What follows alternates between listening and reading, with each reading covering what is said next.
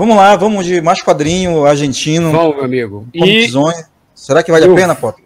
Meu amigo, e eu vou justamente complementar a falta do tom político né, que faltou na obra do Sherlock Time, por ser, né, obviamente, acho que mais calcada na ficção científica e na investigação, né? E nesse caso, né, Wendel, junto o melhor dos mundos, né? Dois mestres, Conan Doyle com Osterheld, né? Então, poxa, já fica aí a indicação máxima. Tom esse político que sobra nessa obra aqui. Obra premiadíssima, reconhecidíssima. Eu acho que eu arrisco dizer que é a obra mais famosa, né, do Osterheld. E que, curiosamente, a versão mais conhecida dessa obra não é com o Alberto Breccia. Foi feita com Solano Lopes.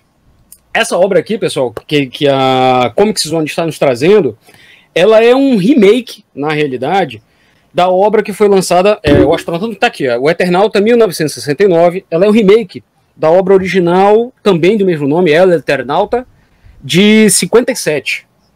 Ela foi lançada na época em 57. Na época era o Osterheld no comando, né, que é Hector German Osterheld, eu não tenho a pronúncia a javanesa do nosso amigo Wendel. E também a de 57 foi Solano Lopes que desenhou. Esse remake ele foi encomendado, tem um caso curioso, foi encomendado pela revista Gente, né, em 68, que convidou o Osterheld a publicar de forma seriada uma obra. Ele escolheu refazer a obra do Eternauta, dessa vez com Alberto Breccia. Sendo que aconteceu algo interessante. Ele recebeu o convite da revista, a obra começou a ser publicada. Eu não sei se vocês entenderam, mas o nome da revista era Gente. Era um equivalente à revista Caras, daqui que a gente tem no Brasil, era o que tinha lá. Então vocês já deu para perceber que o público o público da revista Caras não é muito público que curte história em quadrinho de ficção científica, né? Então, durante um determinado momento, começou a ter algumas reclamações e tudo, e começou a decair as vendas da revista, né? E por conta disso, a obra ela teve que ser, vamos dizer assim, o seu encerramento, eu arrisco dizer que foi acelerado. Por que eu arrisco dizer isso? Porque a obra original, que foi publicada também no Brasil já, pela Martins Fontes, ela tem mais de 200 páginas. E essa edição aqui, além dela ser uma edição atualizada, ela pode-se dizer também que ela é uma edição um pouco mais resumida. A Comic Zone ela nos trouxe aqui em acabamento de luxo, capa dura, verniz aplicado, né, com textura. São 64 páginas, é uma edição relativamente curta, em preto e branco, que esse contraste de preto e branco, o Carlos Alberto Breccia, para quem já viu a resenha da nossa amiga Tássia e também do Wendel, já sabe que ele é um mestre nessa arte. Sendo que, qual é a principal diferença que a gente pode dizer entre a obra, um remake, né, que vou falar aqui, e o original? Fora o resumo, tem mudanças na história, e eu vou já dizer para vocês qual é a história, e principalmente a arte, a mudança no estilo adotado para se retratar, né, para se contar a história de forma gráfica, também pesou demais nisso, nessa mudança, nessa alteração. O que é que gira em torno à história do Eternauta, pessoal, que eu estou tanto falando aqui? A história do Eternauta é uma história que narra a história de um quadrinista chamado German, ou seja, meio que calcada também na vida do Osterheld, né, e ele faz um cameo na própria obra, em que ele, do nada, ele está trabalhando, né, no ateliê da casa dele, e do nada surge, na mesa do lado, entre a prancheta, né, e a cadeira dele, na outra cadeira, do nada surge um homem. E esse homem que surge do nada, do éter, né, se apresenta para ele, que é Juan Salvo, e ele fala: eu preciso narrar para você a história. Eu já vim de muitas eras, conheço muitos mundos, muitas realidades, muitos tempos e muitas pessoas. E essa é a minha história. E que história é essa? A história narra uma Argentina sendo dominada por alienígenas. Sendo que o primeiro ataque desses alienígenas, isso aí não é spoiler nenhum da história, isso é o, vamos dizer assim, é um pouquinho da sinopse dela. O primeiro ataque desses alienígenas na nossa civilização se dá através de uma neve, onde todo mundo que tem contato com essa neve simplesmente morre, some, desfalece, vamos dizer assim. Diante disso, é que nós vamos descobrir o porquê, onde que o Eternauta se encaixa nesse combate, nesse ataque que a humanidade está sofrendo. Na história original, o Osterheld ele foi muito influenciado pelo Guerra dos Mundos, do H.G. Wells. E naquela versão, esse tipo de ataque, a humanidade toda está sofrendo esse ataque. E a história está sendo contada, obviamente, do ponto de vista de quem está na Argentina. No remake, ela tem uma leve alteração. Que alteração é essa? Tá? E aí que tem uma acentuação da, vamos dizer assim, da mensagem política contra, né, o serventilismo, contra o imperialismo, o capitalismo. Na realidade, esses alienígenas, eles não estão atacando o mundo, eles estão atacando a América do Sul, que de alguma forma os Estados Unidos e a Europa negociaram com os alienígenas, tipo assim, olha, não invadam o planeta todo, não. A gente deixa a América do Sul para vocês. Ou seja, eles não interferem nessa luta. E deixam os alienígenas primeiro atacarem a América do Sul, ou seja, eliminando toda a humanidade, para eles ocuparem a Terra logo depois. Então vocês estão percebendo aí o toque, né, a crítica ácida, né? E a crítica ela se acentua ainda mais pelo traço do Breccia.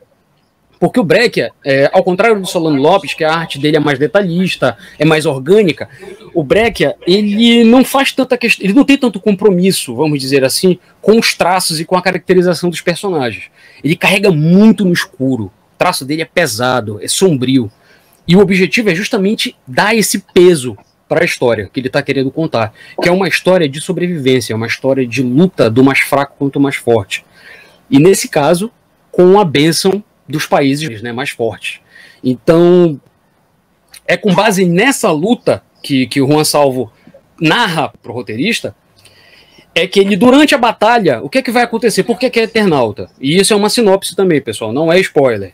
Durante a batalha, a rebelião que é levantada pelo Juan Salvo, e aí você vai ler a história para saber como é que isso se desenrola, que é isso que é o bacana da história também, ele acaba caindo numa cabine alienígena. Ele, a esposa e a filha, que são sobreviventes desse ataque. E ele, no desespero, no meio do ataque e tudo mais, ele acaba acionando a cabine de comando sem ter a menor noção do que ele está fazendo. Quando ele aciona os botões lá, ele e a família dele somem. E eles se perdem, na realidade. Ele se perde da família dele. Então, por que é Eternauta? Ele vaga pelo tempo e pelo espaço em busca dessa família. Ou seja, ele é o astronauta da eternidade. A eternidade até ele encontrar a família dele. Então, diante dessa narrativa, dessa ficção científica maravilhosa, vocês vão ver justamente uma coisa, o tom que é o que o Osterheld queria dar para a obra, que apesar do protagonista da história, né, do Eternauta, estar narrando todo o acontecimento para o German, ele não é o único herói. Durante toda a batalha, durante toda a revolução que ele participa, ele não lidera, ele participa, ele sempre com uma coletividade, ele sempre com amigos, ele sempre com a ajuda de outras pessoas é que consegue reagir aos alienígenas. E, por tabela, se tornar o Eternauta. Então era esse o tom que Osterheld, que é um autor, como o próprio Wendell fez questão de contar um pouco da história dele, ele é um roteirista fantástico, que teve a oportunidade, numa época cultural efervescente na Argentina, de trabalhar com os maiores nomes da narrativa gráfica, que até hoje são influentes no Brasil, na Europa e no mundo. Ele trabalhou com Carlos Alberto Breccia, ele trabalhou com Solano Lopes, ele trabalhou com Rodolfo Zala, ele trabalhou com Eugênio Colonese. Osterheld se tornou um especialista, não apenas em ficção científica, mas em histórias de guerra. Ele tem, através do Hora Zero, como o Wendell falou, ele lançou vários contos, várias histórias de guerra. Algumas delas, graças à ousadia e ao pioneirismo da Comic Zone, da editora Figura, que estão corrigindo essa falha, cara, essa falha histórica que é de quebrar um pouco dessa barreira cultural que nós, na América do Sul, nós latinos, nós temos com os nossos irmãos mesmo, de fronteira. A gente não conhece nada de música da América Latina. É mais fácil chegar a K-pop, cara, lá da Coreia, do que a gente saber o que está rolando na música, no rock argentino, no rock chileno, uruguaio, ou por aí vai. E o mesmo vale para as histórias em quadrinhos. Como o Wendel fez questão de frisar, ele citou aí o Naranjo, que é do pessoal do Universo HQ, que são mestres no assunto. A Argentina, o que nós estamos passando aqui hoje, com a efervescência cultural do quadrinho autoral, de grandes autores estarem sendo reconhecidos, premiados, exportados, isso já acontecia na Argentina desde 50.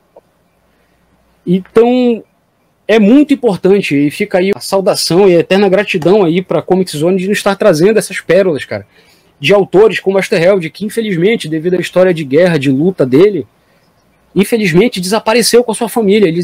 Ele desapareceu, Wendel, e você deve também ter lido a respeito, ele foi simplesmente, desapareceu com ele e as 4 filhas dele, deixando uma viúva sozinha, que até hoje ela dá entrevistas sobre o que aconteceu com a família dela, e com muitos outros artistas que também foram vítimas da ditadura, né, na Argentina. Ou seja, você percebe aí, cara, um país rico, né, culturalmente, de história, com histórias tão similares quanto a nossa, que é a Argentina, e nós não conhecemos, cara. Se bem que o brasileiro, né, cara, mal conhece a própria história, já tá até começando a querer renegar a própria. Alvará a gente vai querer exigir que o cara conheça a história do país vizinho. Mas é graças a editoras como essa e obras como essa que vão jamais deixar. O cara pode ter sumido, meu amigo, mas a arte dele continua mais viva do que nunca. Então fica a recomendação aqui, mais uma vez, máxima de leitura. Eu acho que vale muito a pena conhecer as 2 obras, tanto essa quanto a da Martins Fontes, que já saiu. Uma curiosidade, a edição original, que foi em 57 com Solano Lopes, ela teve várias sequências, sendo que em 77 o Osterheld ele voltou, 20 anos depois praticamente, ele se reuniu com Solano Lopes para fazer uma sequência do Eternauta, o Eternauta 2, que também já foi publicado aqui pela Martins Fontes. E ele não conseguiu concluir a obra. Por quê? Porque ele desapareceu no finalzinho dela. Então a obra foi finalizada só pelo Solano Lopes. E o Solano Lopes, como co-criador, ele ficou com o personagem e fez outras sequências. Fez o Eternauta 3, depois ela virou uma edição mensal, em 99 já, e já foram lançadas algumas compilações, com os 3 primeiros volumes. Sendo que, com a participação do Osterheld, tem apenas o Eternauta 1 e o Eternauta 2. Então fica aqui realmente a recomendação máxima de leitura, não apenas para o Osterheld, para conhecer outros artistas. O Alexandre vai trazer mais um. E quem quiser saber um pouquinho mais sobre os artistas argentinos e tudo mais, tem o professor e jornalista Paulo Ramos. Ele lançou esse livro aqui, que é Bem-vindo, um passeio pelos quadrinhos argentinos, pelas historietas argentinas. Cara, edição revisada, foi relançada, acho que agora, não deve ter 3 anos. E que, fazendo alusão ao que o professor Marcos Tadeu falou, a Argentina só me remete a Mafalda. O Paulo Ramos ele é tão sabido disso que um dos capítulos do livro é justamente muito além de Mafalda. Então vale muito a pena a gente conhecer a produção artística dos nossos hermanos aí, viu? Alheio à rivalidade do futebol. Rapaz. Cara aí. Excelente, excelente. Qual é a nota? Meu amigo, eu vou dar nota 9. Por quê? Porque é uma versão resumida de uma história um pouco mais extensa que ele fez com Solano Lopes. Então...